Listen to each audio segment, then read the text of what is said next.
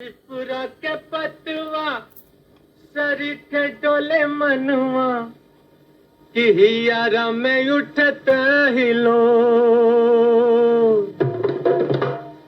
अरे पुरवा के झोंकवा में आयो रे संदेशवा कि चल आज देशवा की ओर। गांव की भाषा, संस्कृति, लोक जीवन के सूक्ष्म चित्रण की जब बात चलती है, उपन्यास सम्राट, कलम के सिपाही, युग निर्माता मुंशी प्रेमचंद का नाम बड़े आदर के साथ लिया जाता है। यथार्थवादी दृष्टिकोण से गांव की आत्मा और समस्याओं को साहित्य के केंद्र में रख कलम को जिन्होंने समाज सुधार का औजार बनाया, जिसे कालांतर में आंचलिकता का जन्म हुआ। हिंदी साहित्य के एक स्तंभ जिनकी कलम ने गांव की सीमाओं के बाहर भी तमाम आम आदमी की पीड़ा, अन्याय और इंसानियत की आवाज को शब्द दिए। पेश है गरीबी में पली महानता की एक अमर कहानी। वास्तविक नाम धनपत राय श्रीवास्तव था और प्यार से मां गुलाब राय पुकारती थी। 31 जुलाई 1880 को उत्तर प्रदेश के वाराणसी के लम्ही गांव के एक दरिद्र कायस्थ परिवार में जन्म हुआ। पिता मुंशी अजय राय किसान थे। 6 बीघा जमीन और बड़े परिवार का भरण पोषण, किसानी से गुजारा नहीं होता था, इसलिए साथ में डाक मुंशी का भी काम किया करते थे। माता थी आनंदी देवी। दुर्भाग्यवश 7 साल की आयु में ही बालक धनपत के ऊपर से माँ का साया उठ गया और पिता ने दूसरी शादी कर ली, जिसके कारण वे प्रेम और स्नेह न पा सके, क्योंकि सौतेली माँ का व्यवहार घर की भयंकर गरीबी वाले हालात और अधिक खस्ता करने वाला था। ऐसी ही कठिन परिस्थितियों के बीच शुरुआती शिक्षा गांव के मदरसे से ही पाई। फिर अपने गांव से दूर बनारस से हाई स्कूल में पढ़ने हेतु नंगे पांव ही जाया करते थे। ट्यूशन पढ़ाते थे और रात में कुप्पी जलाकर खुद पढ़ते थे। आने जाने के झंझट से बचने के लिए एक वकील के घर बनारस में ही रहने लगे, जिसके बेटे को वे ट्यूशन पढ़ाया करते थे। पढ़ने का चस्का लग गया था। 13 वर्ष की उम्र में ही तिलिस्मे होशरुबा पढ़ लिया। उर्दू के मशहूर रचनाकार रतन नाथ शरसार, मिर्जा हादी रिस्वा और मौलाना शर्टर के उपन्यास पढ़ लिए थे। कई बार तो पुस्तक के विक्रेता की दुकान पर ही कई उपन्यास पढ़ डालते थे। तभी उनके जीवन को एक बड़ा झटका लगा जब पिता ने महज 15 साल की उम्र में ही उनकी शादी एक ऐसी युवती से कर दी जो उम्र में बड़ी और बदसूरत थी ही। उसके कड़वी जुबान ने जैसे जले पर नमक का काम किया। अपनी शादी के इस फैसले पर लिखा उन्होंने, पिताजी ने जीवन के अंतिम सालों में एक ठोकर खाई और स्वयं तो गिरे ही, साथ में मुझे भी डुबो दिया। बाद में हालांकि पिता को अपनी इस गलती का एहसास हुआ और 1 साल बाद ही इस दुनिया से वे चल बसे। अचानक उनके ऊपर 5 लोगों के खर्च का बोझ आ गया। अपनी गरीबी से लड़ते हुए किसी तरह उन्होंने 1898 में मैट्रिक की परीक्षा पास कर ली और एक स्थानीय विद्यालय में शिक्षक के रूप में नियुक्त हो गए। इस दौरान बहराइच, प्रतापगढ़, महोबा, गोरखपुर, कानपुर, इलाहाबाद जैसे कई शहरों में रहना हुआ। इस बीच पारिवारिक कटुताओं के कारण 1905 में पत्नी घर छोड़कर मैके चली गई और फिर कभी नहीं लौटी। विच्छेद के बावजूद कुछ सालों तक वो अपनी पहली पत्नी को खर्चा भेजते रहे। अंततः 1905-06 में मुंशी देवी प्रसाद की सुपुत्री एक बाल विधवा शिवरानी देवी से विवाह कर लिया। वे एक साहसी और स्वतंत्र विचारों वाली महिला थी। उनके विचार बहुत स्पष्ट थे। इस दूसरी शादी के बाद प्रेमचंद के जीवन में परिस्थितियां कुछ बदली। आर्थिक तंगी भी कम हुई। इस बीच नौकरी के साथ साथ उन्होंने अपनी पढ़ाई जारी रखी। 1910 में अंग्रेजी दर्शन, फारसी और इतिहास के साथ इंटर, तो 1919 में अंग्रेजी, फारसी और इतिहास के साथ बीए कर लिया। बीए की डिग्री के बाद वे शिक्षा विभाग के डिप्टी सब इंस्पेक्टर नियुक्त हुए और बाद में इंस्पेक्टर बन गए। मगर महात्मा गांधी के असहयोग आंदोलन से प्रेरित होकर उन्होंने सरकारी सेवा छोड़ दी तथा साहित्य तथा पत्रकारिता को अपना जीवन समर्पित कर दिया। उनकी साहित्यिक यात्रा का आरंभ 1901 में ही शुरू हो चुका था, जब वे नवाब राय के नाम से उर्दू में लिखते थे।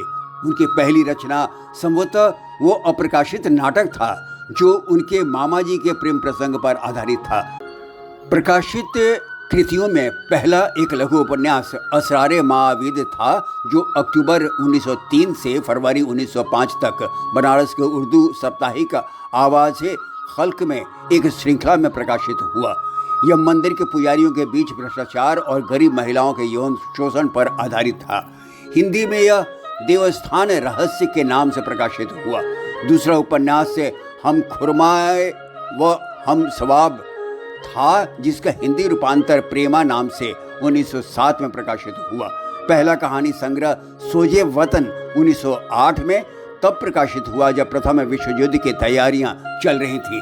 देशभक्ति की भावना से ओतप्रोत इस संग्रह को ब्रिटिश सरकार ने खतरा माना और इसे प्रतिबंधित करते हुए भारी संख्या में इसकी प्रतियों को जला देने को बाध्य किया और भविष्य में न लिखने की हिदायत भी दी। यही से प्रेमचंद का जन्म हुआ। अब नवाब राय की जगह प्रेमचंद नाम से वे लिखने लगे। इस नाम से पहली कहानी बड़े घर की बेटी 1910 में जमाना पत्रिका में प्रकाशित हुई। इसमें संयुक्त परिवार के महत्व और एक समझदार स्त्री की सहनशीलता को दर्शाया गया। इसके पूर्व ऐतिहासिक उपन्यास रूठी रानी 1907 में प्रकाशित हुई, जिसमें राजाओं की वीरता और देशभक्ति को दर्शाया गया। 1917 में कहानी संग्रह सप्त सरोज प्रकाशित हुआ, जिसमें कहानी बड़े घर की बेटी के अलावे सौत रजिया नाम की एक ऐसी महिला के संघर्ष और मानवीय भावनाओं की कहानी है, जिसका पति दूसरी शादी कर लेता है और दोनों बीवियां एक दूसरे की साथी बन जाती हैं। कहानी सज्जनता का दंड सरकारी तंत्र में व्याप्त भ्रष्टाचार के दंश को दर्शाती है। पंच परमेश्वर न्याय, कर्तव्य और निष्पक्षता को दर्शाती है। नमक का दरोगा धन के ऊपर धर्म के विजय को दर्शाती है। इसके अलावे उपदेश और परीक्षा जैसी कहानियां भी संकलित हैं इसमें। 1918 में प्रकाशित उपन्यास सेवा सदन मूल रूप से पहले उर्दू में बजारे हुस्न नाम से लिखा गया। यह दहेज प्रथा, अनमेल विवाह, वेश्यावृत्ति, स्त्री पराधीनता जैसी समस्याओं पर आधारित है। इस पर 1938 में तमिल फिल्म बनी। 1922 में प्रकाशित उपन्यास प्रेमाश्रम जमींदारों द्वारा किसानों के शोषण और ग्रामीण जीवन के संघर्षों पर आधारित है। 1925 में प्रकाशित उपन्यास निर्मला दहेज प्रथा और अनमेल विवाह को आधार बनाकर लिखा गया। इसी साल बृहत उपन्यास रंगभूमि की रचना उन्होंने की और एक अंधे भिखारी सूरदास को कथा का नायक बनाकर क्रांतिकारी बदलाव लाया। 1941 में इस पर भी फिल्म बनी। कालजयी उपन्यास से गबन की कहानी रमानाथ नामक युवक के इर्द गिर्द घूमती है, जो पत्नी की गहनों की लालसा के कारण कर्ज में डूबता है और दफ्तर से गबन कर पुलिस के चंगुल में फंसता है। इसका प्रकाशन 1931 में हुआ। इस पर फिल्म भी बनी। 1932 में प्रकाशित उपन्यास कर्मभूमि जमींदारों के अत्याचार, अछूतोद्धार, राजनीतिक चेतना और किसानों के शोषण को उजागर करता है और निष्काम कर्म का संदेश देता है। गोदान उनका अंतिम संपूर्ण उपन्यास था, जो 1936 में प्रकाशित हुआ। इसमें सामंतवादी व्यवस्था में जकड़े हुए ग्रामीण जीवन का यथार्थ चित्रण किया गया है। इस कहानी की धनिया जीवन भर दुख झेलती रही, परंतु अपने मान सम्मान से कभी समझौता नहीं किया और आदर्श नारी की तरह हमेशा होरी के साथ खड़ी रही। 1963 में इस पर भी फिल्म बनी। प्रेमचंद का उपन्यास मंगलसूत्र अपूर्ण रहा। हिंदी उपन्यास के इतिहास में उनके समय को प्रेमचंद युग कहा गया। उन्होंने उद्देश्यपरक कहानियाँ भी लिखी, जहाँ जीवन की सच्चाई और सहजता सरलता से प्रकट किया। कहानी संग्रह सप्त सरोज में संकलित कहानियों के अलावे चर्चित कहानियों में शुमार हैं दो बैलों की कथा, जिसमें झूरी नामक किसान के दो सच्चे और साहसी बैलों हीरा और मोती के आपसी प्रेम की कहानी है। इस पर फिल्म बनी हीरा मोती 1959 में। फिर ईदगाह में उन्होंने दिखाया कि अभाव किस तरह बच्चों में बड़ों जैसी समझदारी पैदा कर देता है। ठाकुर का कुआं कहानी समाज में व्याप्त जाति व्यवस्था, छुआछूत और सामाजिक असमानता को उजागर करती है। पूस की रात कहानी के पात्र हल्कू की कंबल खरीदने का ख्वाब कैसे साहूकार के कर्ज चुकाने की याद आते ही धुआं बनकर उड़ जाता है, प्रेमचंद ने दर्शाया है। कफन एक बहुस्तरीय कहानी है जिसमें घिसू और माधव की बेवसी, अमानवीयता और निकम्मेपन के बहाने सामंती औपनिवेशिक गठजोड़ को उजागर किया गया है। इस कहानी पर बंगला फिल्म बनी ओका उरी कथा। वस्तुतः यह 14 कहानियों का अप्रतिम संग्रह है। कहानी बूढ़ी काकी वृद्धों की उपेक्षा, उनके प्रति परिवार के स्वार्थ और मानवीय संवेदना को उजागर करती है। शतरंज के खिलाड़ी पर तो फिल्म भी बनी है। ये कहानी तत्कालीन समाज और राजनीतिक व्यवस्था की विलासिता, आलस्य और उदासीनता को उजागर करती है। प्रेमचंद ने 3 नाटक लिखे तो विपुल मात्रा में वैचारिक गद्य भी लिखा। सरकारी नौकरी से त्यागपत्र के बाद उन्होंने मर्यादा पत्रिका का संपादन किया, फिर सरस्वती प्रेस की स्थापना की। इसी प्रेस से हंस और जागरण पत्रिकाओं का प्रकाशन किया। हालांकि ये घाटे का सौदा था। आगे गंगा पुस्तक माला के साहित्यिक सलाहकार, माधुरी पत्रिका के संपादक और हिंदुस्तानी अकादमी के काउंसिल सदस्य के रूप में भी योगदान दिया। उन्होंने अजंता सिनेटोन कंपनी में कथा लेखक की हैसियत से भी काम किया। 1934 में प्रदर्शित फिल्म मजदूर की उन्होंने कहानी लिखी।